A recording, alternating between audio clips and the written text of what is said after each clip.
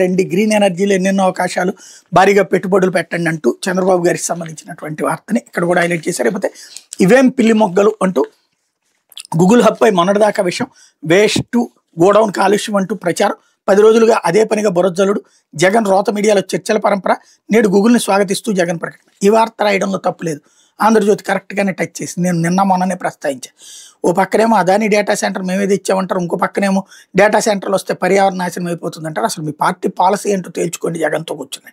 జగన్ నిన్న చెప్పాక ఇప్పుడు ఆగుతుంది.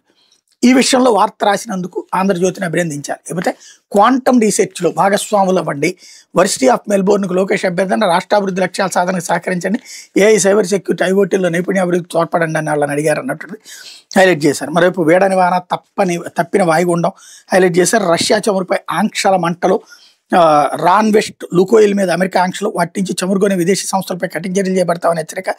రష్యా సహజవాయు దిగుమతులు, చమురు రవాణా నౌకలపై EU ఆంక్షలు, ఏడాది చివరికల్లా రష్యా చమురు కొనుగోళ్లను భారత్ ఆపేస్తుంది ట్రంప్. ఉక్రెయిన్తో యుద్ధ విరమణ కోసం చేస్తున్న ప్రయత్నాలకు ఆంక్షలతో వేగాతం రష్యా. ఆంక్షల నేపథ్యంలో చమురుదారులకు రెక్కలు, ఆసియాన్ సదస్సుకు మోడీ వెళ్లట్లేదు, వర్చువల్గా పాల్గొన్న ప్రధాని ట్రంప్ టార్గెట్ చేస్తారన్న భయం అంటూ కాంగ్రెస్ స్టేట్మెంట్ హైలైట్ చేశారు. లేకపోతే మనిషిని బట్టే మందు అంటూ